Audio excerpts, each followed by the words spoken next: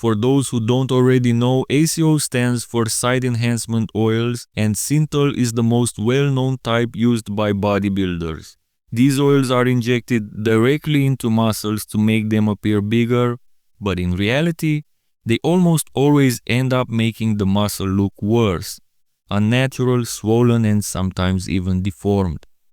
In this video, I'm breaking down some of the most famous pro bodybuilders who have either openly admitted to using Synthol or have been heavily rumored to. But that's not all. I'll also show you some lesser known gym bros who took SEO use to such extreme levels that they became famous for all the wrong reasons. Let's get into it. I'm starting this list with Milos Sarcev. He was a good bodybuilder from the 90s, constantly on the Olympia stage. He's arguably more known now for his coaching and unfiltered podcast. I chose to start with him because he's very unfiltered when it comes to Synthol use as well. He openly admits it. He's known for using Synthol in different body parts, but he's most famous for calves and especially biceps, where it became obvious after use, in a bad way, as we can see from this before and after pic. I'm continuing the list with our current Mr. Olympia, Samson Dauda, who's only rumored to use Synthol in his biceps because of the lack of muscle definition. His arms look pretty similar to those of Milos after use, so I decided to include him here. Even though, I repeat, this is nothing official, I personally noticed a suspect change in his biceps volume last year between the Arnold's and that France Pro, where his biceps appeared considerably fuller but also softer. Next we have Kirill Tereshchin, or the Synthol Kid. If you watched Nick's Strength and Power back in the day, Kirill is not a professional bodybuilder, but rather a sad case of, I don't know how to call it, some say skipping the brain day, not trying to offend anyone, but also trying to be realistic here. There were rumors he had his oil drained out of his arms at one point, but he's got this Instagram account where he's active and still looking similar when it comes to his arms. Up next we have Marcus Ruhl.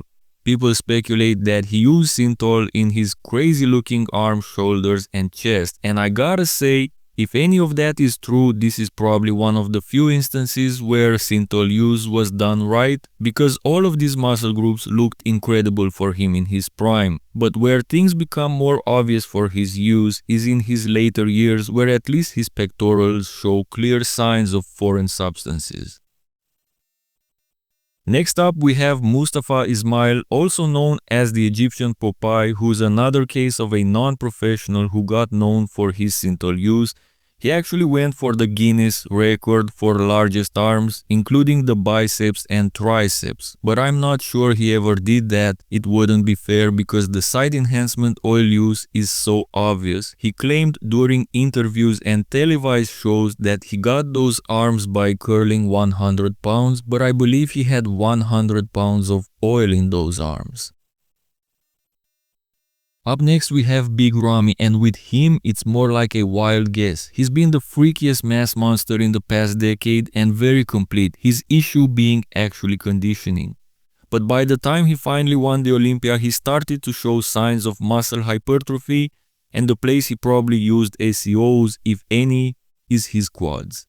At the 2021 Olympia, these lumps became obvious in the side leg, but I would actually point out his outer quads between the 2022 Olympia and 2023 Arnold, where those holes he had at the O basically disappeared 2 months later due to alleged stem cell treatment. A case of a Mr. Olympia champion that openly admitted trying Synthol is Dexter Jackson. He was actually very complete, but had a certain underwhelming muscle group, his calves. Sometime after he won the Olympia and failed to redo, he admittedly tried to round up his physique by improving the only lacking muscle group, and it looked bad. Later on, the mass increase in the calves disappeared, which actually shows that Synthol retracts. So the heavy users must have used it regularly. The most common body part where Synthol is used is said to be the delts, and Justin Rodriguez is the perfect example of where this went wrong. Now, since this is the most common muscle group, a lot of athletes must do this the right way if we actually can talk about a right way to do this, but Justin definitely failed to even do that. The foreign substances were more than obvious there, and it's a shame because I actually am a big fan of his physique in general. Up next we have another quote-unquote bodybuilder who abused site enhancement oils, Romario dos Santos Alves. This entry showcases another common muscle group besides the arms and the shoulders where people inject Synthol, the traps. Victor Martinez was talking about this in an interview, laughing about the fact that bodybuilders are lazy in training their upper traps and look for the easy way out. In Romario's case, the word bodybuilder is totally inappropriate, and he's just another example of why you should stay away from this Synthol crap. Andrew Jacked is next, and this is another wild speculation, and it's again about the arms. Now, Andrew looks like a Greek statue, but his arms are kinda underwhelming. However, in the 2024 season, more specifically before the Texas Pro, he posted a physique update that shocked the bodybuilding universe. His arms were double the size since the previous year. At the actual show, his arms looked pretty good for him, but by the lack of definition and rapid growth at this point in his career, it's highly likely he used some SEOs there.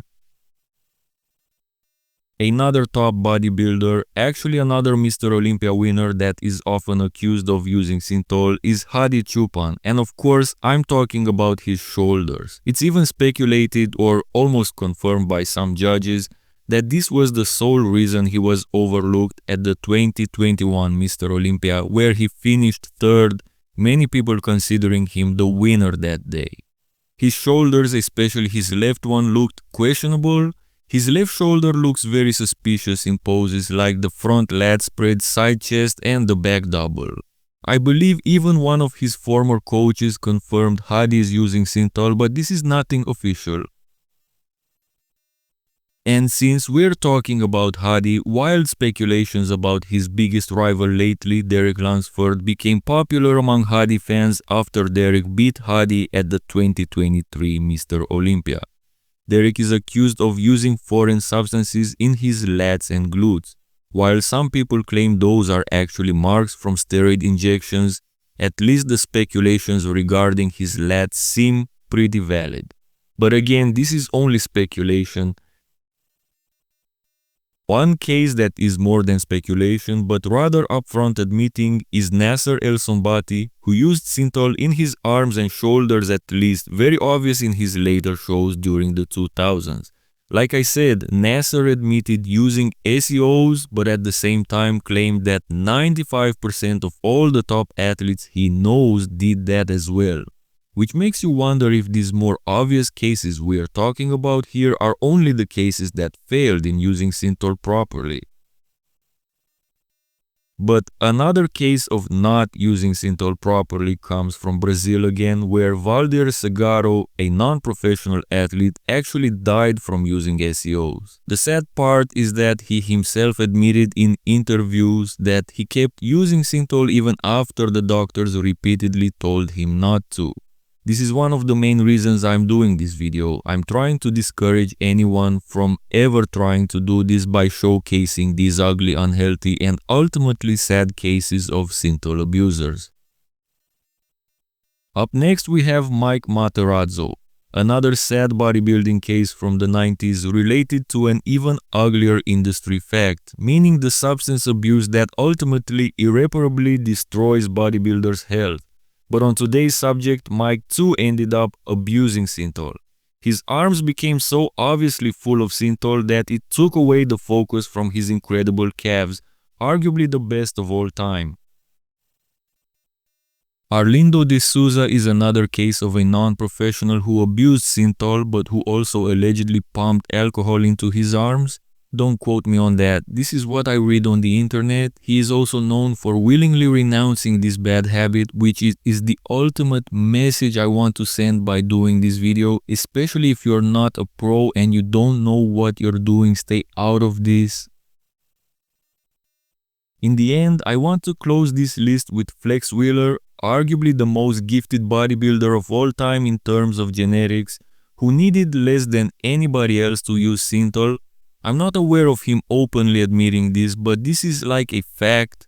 I heard it from many sources, like training partners and other athletes, but ultimately by his physique. After his rookie year, at a certain point, his arms and his calves at least started to look bigger but softer and more unnatural. I want to make it clear that this video is not meant to insult or discredit any of the athletes mentioned. The goal is to inform and raise awareness about the risks of site enhancement oils.